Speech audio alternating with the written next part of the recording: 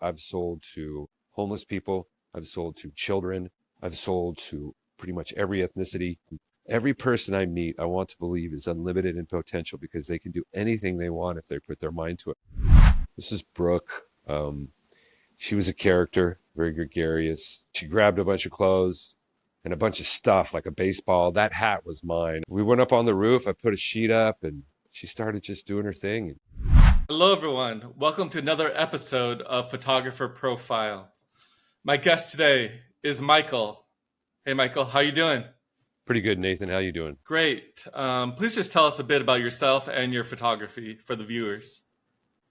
My name is Michael James Slattery. I've been a photographer since before I was a teenager. In my early 20s through my 30s, I was a commercial photographer up until about 15 years ago, where I became a fine artist. I make all my own prints. I do a unique style of image capture that I call Luminism, and it's my full-time gig. And where are you located, for those people wondering? Here in San Diego. Been here my whole life. I have a shop where I do all my manufacturing behind the sports arena, and really close to Ocean Beach, where some of my best collectors collect my work. And are you single, taken, is complicated? What's your status for those people wondering out there? You said it before, all the pretty girls are on my wall. I'm single, so yeah, still looking, I guess. All right, well, let's get to your first picture here, the showcase. I'll share. All right, tell us about this fellow. Back in the film days, when I first started, couldn't really afford very many things. This day was when I had first gotten that C stand, that black stand in the background, and I wanted to use it. I was saving up for two of them for a paper backdrop roll, but I just got the one. I took these bed sheets that I had dyed and then I was using at the beach for shooting models and brought it over to my buddy's house, who was a musician. I was just looking for something spontaneous and unique, try to capture the tragical hipness of the transformation downtown was having. He came out one time with football helmet on and some maracas and then a poncho and some boots. And my friend's neighbor, this gentleman sitting here, he saw what we were doing. He was in a big band. I can't remember. It was very popular in the early 90s. He came out, saw what we were doing, asked if he could participate. I totally said yes. He went inside, got the corduroy jacket and the hat and the chalice and the cane, moved the chair, sat there. I did like essentially 2 or 3 shots because film, you try to get everything with just a few shots because film was something that was expensive to process the more you shot of it. Anyways, I just shot 2 or 3 pictures of the gentleman. Then he walked back in. That was it. I was just really happy with the image because of the spontaneity of it and the character. There's an emotion here that I think kind of captured a lot of the experience I was having living in the studio apartment with a dark room for a bathroom. Are you sure he wasn't a circus performer and not a band person? Those feet are crazy. Yeah, I made a point of dodging and making his skin tone a lot brighter to really bring it out. I wanted the viewers' eyes to immediately go to them. All right, before we get to the next picture, do you have any hobbies outside of photography that you enjoy? I definitely enjoy riding. I don't ride anywhere near as much as I used to. I do have an electric bike now.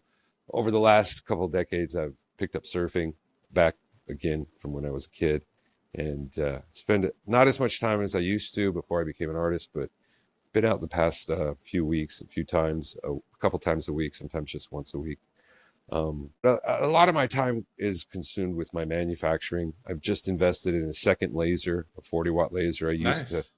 Yeah, it is. I really enjoy using my hands to make stuff and learning how to do stuff. I don't know, use it or lose it. So I've got dreams as far as how I would love to have like an $80,000 CNC laser machine to create. I have this 5-panel print that I do that has 2 levels. I want to do multiple levels, and instead of right angles on each panel, I want to make new things.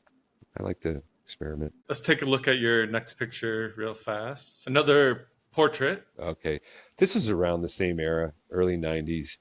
Me just trying to shoot as many people as I could, build up a portfolio. This is Brooke.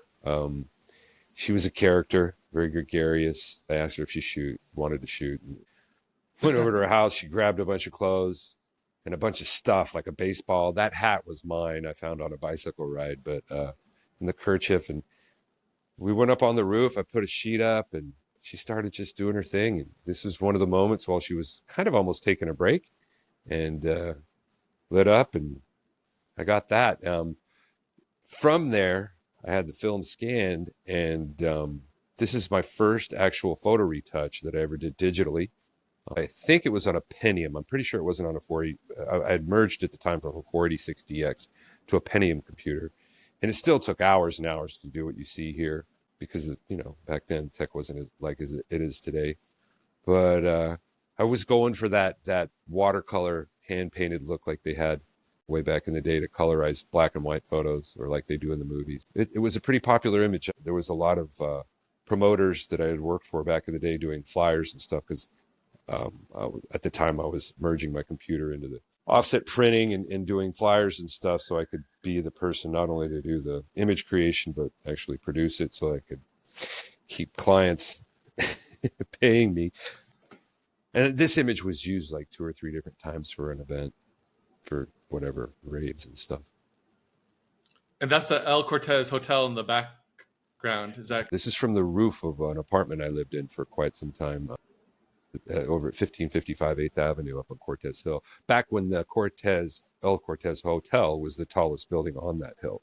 Things have changed down there dramatically. All right, let me stop sharing for a second. How did you get into photography to begin with? Well, I remember when I was like 8 years old, I believe it was the 4th of July, Grandma was over. She had the Polaroid land camera. My brother and my grandma was taking pictures with it.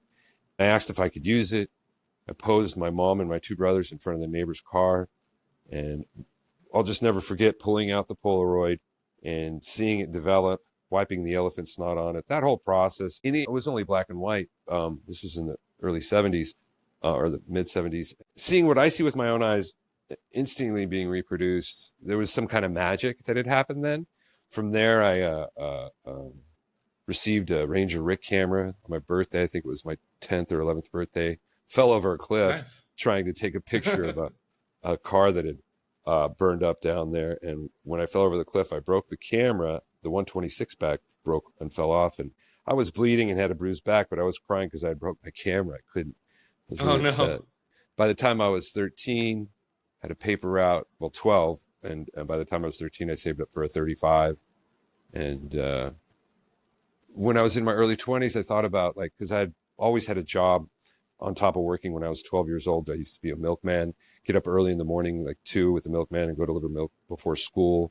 I was a pizza guy. I used to work at Best of One in Cardiff back in the 80s, and did a lot of different jobs. But when I got into my late teens, early 20, contemplated the idea of retire, and I was thinking about all the job opportunities, careers and stuff. I was like, I've been taking pictures my whole life, retire means to die. Well, I might as well die doing something I love. And so I drove a car I had at 20 years old to the bank, voluntarily repossessed it, and moved into a $218 a month apartment on 8th Avenue and built a dark room in the bathroom.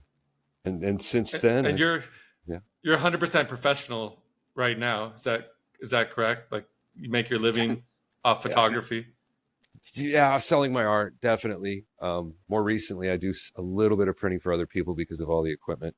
But yeah, I've made a point of making sure that this is how I pay the bills. It's not always easy, but been able to do it for some time. All right, let's take a look at some more photos here. This one will wake the viewers up if they're. This is one of the reasons I was able to pay the bills as a commercial photographer. On film, to get an absolute white background, you need to be 2 1/3 stop over whatever your instant reading is on your subject. And my ability to be able to shoot a white t-shirt and a white pair of pants on a white backdrop and not have them bleed into each other or bleed out or the background not be absolutely white was a skill set that, required a bit of technique and understanding of how film processing worked. And I was pretty successful at it. The concern is when you do catalog photography, you don't want any dot behind the subject so that they can float the subject on the page without having a square or circle or whatever around it, so that the subject can float perfectly. And because I was capable of doing this, I kept busy.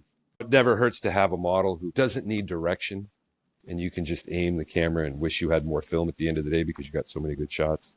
Some people really like themselves, and when the camera comes out, it can be a really positive experience. She has that model face down pat. I don't know what you call that expression or whatever, but she knows what.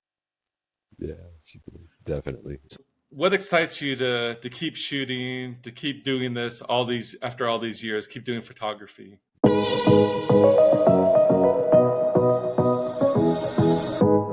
My fascination with light, how we'll never really understand what infrared to ultraviolet or light to dark, primary and subtractive color, and how it's all interpreted. It's almost like the English language. You think you know what you're looking at and understanding how it works, and then you look at it a little deeper and you can see something you never saw before. I think light is a fascinating subject, and with my work, I've incorporated into the idea of time, trying to push the limits, like the idea of all the different ingredients I've learned as far as how to make a picture. I like to use as much of the oregano, garlic, and olive oil as I can in my concoctions. And I find it challenging and keeps me motivated to think that I can bring that into a realm where I can actually receive money for that fascination, I guess. I mean, we've only looked at your portraits, so let's take a look at some of these landscapes that you've done. Maybe people can understand a little better. Thanks. What you're talking about. Here's one example. What you're looking at here is the kind of imagery I do full time. I'm pretty much devoted now to exclusively creating these images. I use the term luminism to describe. What you see here is a blend of light. I'm putting the camera on a tripod in the afternoon, and I'm shooting through the sunset. From the afternoon daylight, I'm shooting the sunset, and I'm shooting the car, house, and streetlights, all from the same exact spot, with hundreds, sometimes over 1,000 pictures during a 3 to 8 hour period. And then from all those captures, I select anywhere from a dozen to 3 dozen different images as my palette. What I'm doing is I'm blending light like a painter blends paint. If you look at the foreground there on the tree, on the bottom right, you can see the illumination of the sun shining on that, creating shade. But if you look at the sky in the background on the horizon, that gold is when the sun is setting. And immediately above the gold is a blue that actually was before the sun had set. And then above that blue, that dark sky, was actually the sky that happened after the sunset. Well, there's about 5 different images actually in the sky that I blended to make that sky. Now, more intricately, if you look at the tree again in the foreground, or you look at the mountains in the background, you can see the shade and the directionality of the sun hitting that landscape. But if you look at the buildings are illuminated without any shade, because I was using different pictures as the sun passed the horizon to illuminate all the south-facing buildings or homes or structures, so that they didn't have any shadow, so that I could really bring them out like a painter might in the mind's eye, trying to create essentially what just right could be. And if you look in the left-hand side towards the middle in that blue shallow area where the light is shining on the water, there's a shadow of a ferry boat. That ferry boat goes out to Capri. This location here is Positano. I was back there in October of 2016, and only one of the pictures that I blended had that ferry boat in it, because the rest of the time the ferry boat wasn't there, but it was there for about 20 minutes. I did one of the pictures, and I used that to illuminate my landscape, and that's how the shadows come to be. My ghosts or shadows, they were an accident. My goal was essentially to do like I speak to, is bring as much color and light into an image. And I thought the people and things like this would be distracting, but my last image you'll see, my first time I ever had the ghosts, the connection that it created with the collectors, viewers, people that get to witness my work, it was tremendous. And so, because I don't have any mentors trying to teach me how to do what I do, because I don't know anybody who does this, I kind of follow Bob Ross a lot when it comes to blending colors. And the main reason why is because Bob Ross says there are no mistakes, there's only happy accidents. And those ghosts were a tremendous happy accident. I think the ghost on the ferry gives it a real sense of movement to the pictures. It's not static. You can just imagine people getting on and off this ferry on vacation or just exploring that area. I think it makes the photo work pretty well. All right. Before we look at the next photo, do you have a piece of photography advice that you've received or that you've learned during all these years that you want to give to our viewers? Listen to all and follow none. Every person, I believe, has a very unique and individual way of experiencing the world and understanding what it is that grabs your gourd or whatever makes you motivated to do it, finding out what that is and working towards that end, receiving as much information as you can and ideas and techniques and attempts. It just leads you closer to something that really is unique. And all right, let's take a look at another landscape. This is another Luminism. Is that correct? Our luminous view. Yeah, I like that. Or luminous view. Yeah. My first happy accident was from this same exact location. But what you're looking at here is a view from my roof. My very first shot of a luminism image was from here in 2003. And every time I got a new camera, I would test that camera on this location because I could leave it up on the roof without having to worry about it. This is my most recent acquisition. This is my D800E. I am trying to save up for a GFX 100, but currently the D800E is my capture device. That day, I was able to leave it there from early in the morning. If you look at the foreground where the trees, the red tree and some of the lime yellow tree, the light is coming from behind me, illuminating that. But then if you look at the house in the middle, the tree to the right, it actually has more sunlight on the top of it than the tree on the left side of the house. And that, you can see how I control where I want light. The light on the house on the far left, the greenhouse, that light on the porch is illuminating those trees. And then the car house and street lights, obviously they don't come until night. That gold sky and the blue were various times. So I could create my own sky with as much depth as I possibly could with what I captured and still try to make it look. I'm not saying what I'm doing is real, but what I'm saying I'm creating is something that was just about right, just feels right, I guess. Luckily, you're in San Diego where we don't get too much crazy weather where you can leave a tripod and a camera out for a long period of time. Very true. So thank heavens it makes it easier to do your work living here, I'm sure. Definitely. And it's hard to take a bad picture in this town. It's almost, Another thought-provoking question. What do you want to happen to all these photos you've taken when you die, when you're no longer here? Have you thought about that? Yes. Before? I've manufactured now over 9,800 prints since 2007 when I started making my own prints. And vast majority of them I've sold, obviously. What I'd like to think is that those prints and the ones I will sell in the future, as I leave or I become older and hopefully my demand increases and the supply decreases, I'm hoping a market can be created for a secondary. All the collectors that have my work will have something that's worth more than they gave me. That would be a really tremendous thing that would make me really satisfied in knowing what I do. There we go. Let me know if you can see that one. And this is one from the boardwalk where my first time when I was shooting because I was doing an art show in Pacific Beach. When I do a different location, I need images of that area, and I didn't have any at Pacific Beach specifically. So I went and did the boardwalk a few weeks ahead of time for the art show, and not realizing that every single picture, no matter what time of day you're there, is going to have people in it. So when I blended it, I couldn't get rid of the ghosts. And this is what I eventually decided on to create.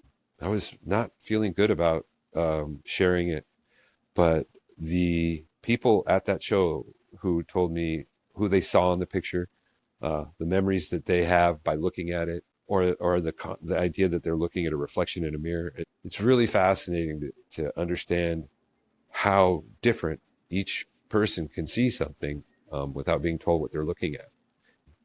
This image was probably a pretty big impact on the way that people see my work. It was an accident, but the few people that do know my work know it partially because of the ghosts. I love this picture because it has a very nostalgia feeling. Tourists or people visiting for the San Diego, many times that's where you see these people. This is the place they visit. This is Pacific Beach. Most people go there for their first view of the ocean, sometimes ever in their life. I think it kind of brings back those memories for a lot of people, in my opinion, at least. Yeah. And you're not the first person to tell me this is the first place they saw the ocean. Another thought-provoking question for you. How do you feel about AI in photography, the big buzzword the last couple of years? It's definitely going to have an impact on photography. I've seen articles, particularly in finance, where they use it instead of actually paying a photographer. Oh, it kind of reminds me of when digital first came out. And they started manufacturing cameras that actually could reproduce decent skin tone, which took a while for the CCDs and then eventually the CMOS sensors to do. Kodak and Fuji were really good at it in the beginning, but everybody got a clue eventually. It just created the opportunity for pretty much anybody to become a photographer with digital. And now photographers are being forced to learn how to do video as well. With AI, it's almost like, gosh knows what's going to happen. I'm pretty sure people are going to be able to decipher and demonstrate what was authentic and what wasn't. Something that's created without the aid and the benefit of a AI. And then the other side of AI, on the finance side, I pretend I'm into money. I want money. I just don't have a lot of it. But I think the artificial intelligence thing, it's kind of the opposite to me of when the PC came out in the 80s and the 90s. People kind of poo-pooed it and thought it wasn't going to be as significant as it was over those decades. And then now, and then eventually became like something everybody had, the computer and stuff. But now, the way the hype is going, I kind of get the feeling that it's way overblown insofar as how much of an effect it's going to have in our life. The biggest effect that AI had is on the stock market. I think it's just a means by which to keep the inflation of money and the perceived value of money up there, kind of like stocks, kind of like real estate, these places where the prices constantly keep going up. I know you had a visual aid. I don't know if you still have that on your opinion. I can't find it. No. With the ants and the beach ball, it was really good, wasn't it? And the elephant. That was a nice. Nathan's talking about a visual I had where it's a picture of an elephant that is balancing on top of a beach ball, that the beach ball is being held up by ants. So the elephant is the stock market. The beach ball is NVIDIA, which is the biggest company out there that's building all the chips for AI, NVIDIA. And then underneath NVIDIA, the ants that are holding up the beach ball is the actual real demand, which I thought was. I'll find that picture and I'll put it I'll edit it into this video for you. How about that? Okay, let's take a look at another one real fast. The final shot. This is the famous Scripps henge.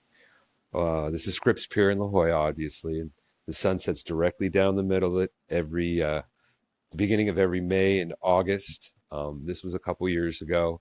My most popular image was from 2012 underneath here. It was a vertical, much brighter, but it's by far my most popular shot because of where the light is down the middle and just the geometric shapes and all the different ways I've printed it too, because it's so geometrical that I've made square prints out of it, super skinny vertical prints, horizontal prints, and done well with that picture. It's such a popular spot, and photographers from literally all over the world come here to shoot it. I figured my ghosts would be a really great idea. And I shot it, but I felt really apprehensive because photographers aren't ones who like to be the subject. I didn't show this for months. I published this, and it was actually like 8 months. I didn't actually ever show anybody. And then when I showed it, the first day I showed it, a gentleman, when I was in Balboa Park, he collected it. I'm really happy that I did it, and the response I've gotten, not always from photographers, but mainly other people. There's some unique people, and I find out how unique they are when they tell me they like this for whatever reason. You can just feel the excitement surrounding this event, the people, the rush of people to get this shot. Yeah. You just feel this kind of sense that something is happening here, something big, and then you see surfers on the side just kind of going about their way, trying to get around these people, ignoring these people. So it's kind of a dichotomy from that perspective. I think, which is cool. All right, another question. Do you have a dream shot that you haven't taken that you want to take?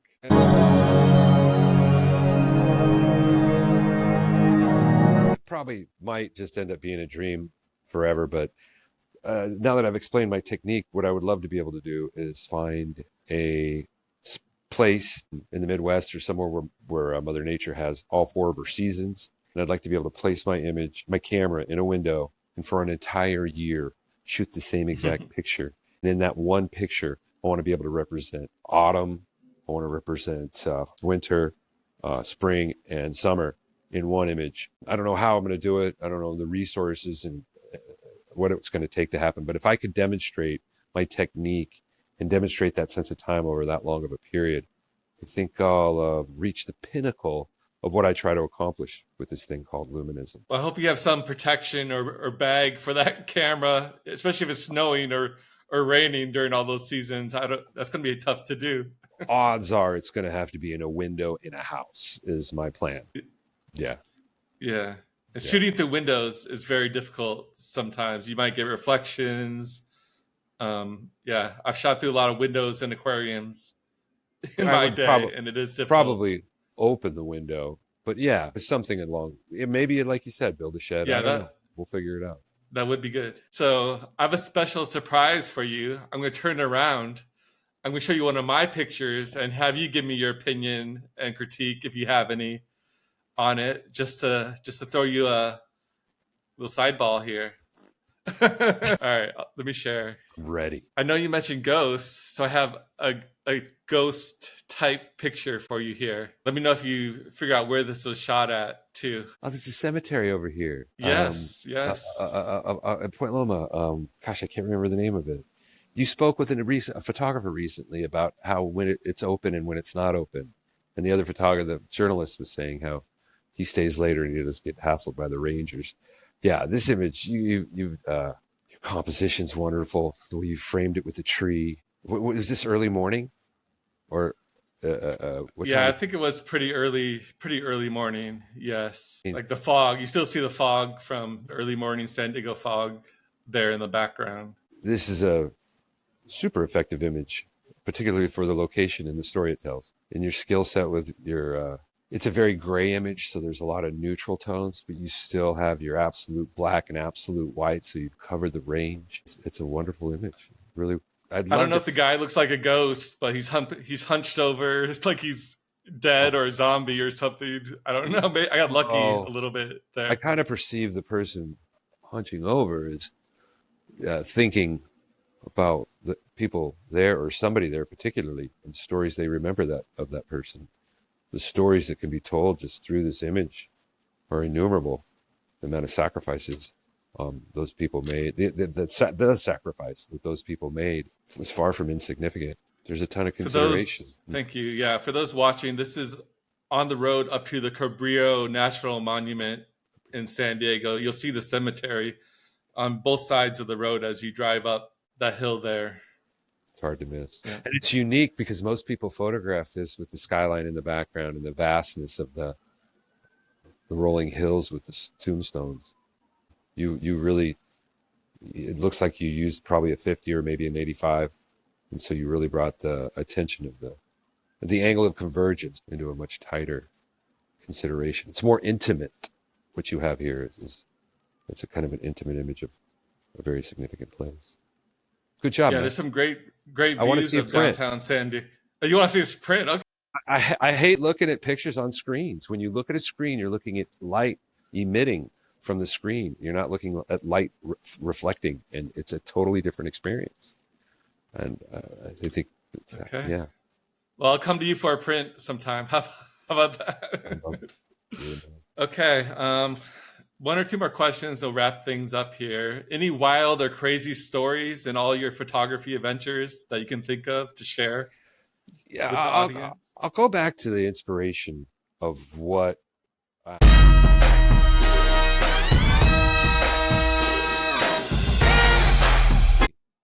how I created Luminism. Back in school, I was learning how film and photographic paper represent a much smaller latitude of tones and color than what our eyes are capable of seeing.